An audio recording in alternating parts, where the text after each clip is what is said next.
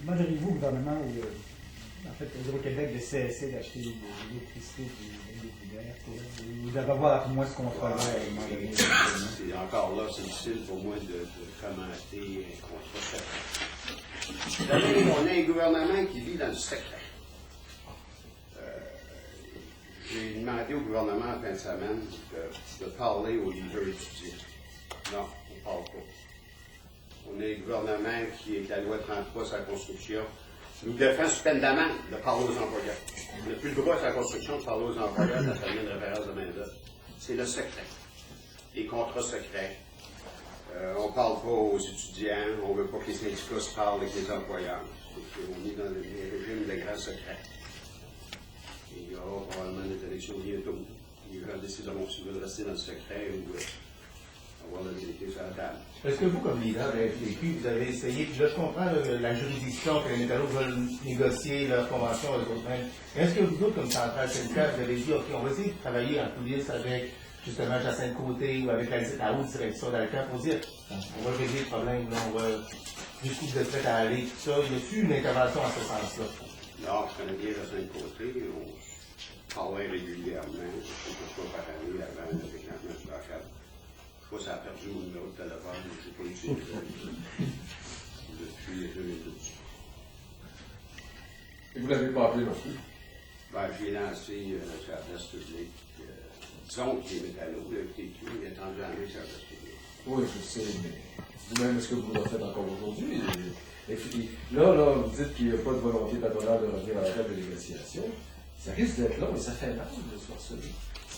Bon, écoutez, je suis conscient que l'idéal, ce serait la paix industrielle. Mais pour avoir la paix industrielle, ça prend une négociation. On a le dialogue. Vous savez, les relations de travail, c'est basé sur le dialogue entre les représentants des employés et les représentants des employeurs. C'est une fonction. À l'heure actuelle, j'ai eu des déclarations du Conseil du patronat qui utilise la sous-traitance, c'est important. Des déclarations à la Chambre de commerce qui appuie Rio Tinto sans réserve. Il va falloir que ces gens-là mettent. Le ministre Gignac, mais le ministre Gignac s'excuse. C'est excusé. Il a dit que ses paroles un peu de base. C'est-à-dire, le ministre Gignac, on l'a rencontré la semaine passée, j'ai rencontré le directeur des métallos pour parler justement du plan Nord. Et sa description, son interprétation de la sous-traitance, je pas même que la nôtre. On lui a expliqué c'était quoi la sous-traitance. La sous-traitance qu'on combat ici. C'est-à-dire de voir nos emplois disparaître, tomber à moitié salaire. La sous-traitance de M. Gignac, c'est une compagnie québécoise qui fait des pièces, qui fait. Et ça, on a plusieurs de syndiqués. La FTQ, le Fonds de solidarité, on a plusieurs comportements. On n'est pas contre cette forme de sous-traitance-là.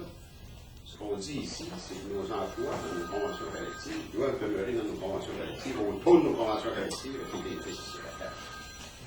C'était toujours deux interprétations de notre sous-traitance. Et là, M. Gignac, c'est l'interprétation d'un économiste d'une grande banque canadienne.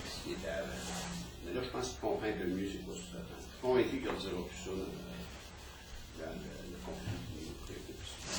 Est-ce que vous allez être présent le 31 mars prochain ici à Alma? Puis j'aimerais savoir, je sais que vous allez être là. Si Dieu me prête vie. Mais quand je dis vous, c'est au sens élargi du terme. Est-ce qu'on va voir Montréal descendre? Est-ce qu'on va voir. Oui, on est en train de mobiliser tous les affiliés de FTQ.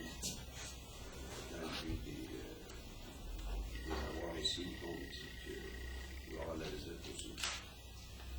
Puis, éventuellement, on avait invité Hugues à notre conseil général. L'appel a été lancé à l'ensemble de nos affiliés d'être présents le 31 mars ici dans la région. Donc, ça avoir des facilités d'organiser quelque chose, des transports, tout ça, c'est que. Il y a des gens qui vont trouver des localités. Je ne suis pas sûr qu'on va avoir les infrastructures nécessaires pour accueillir tout le monde. Il va falloir également s'équiper de dictionnaires parce que les gens qui vont venir ici qui ne parlent pas de français, ils vont même en avoir qui parlent ni l'anglais ni le français.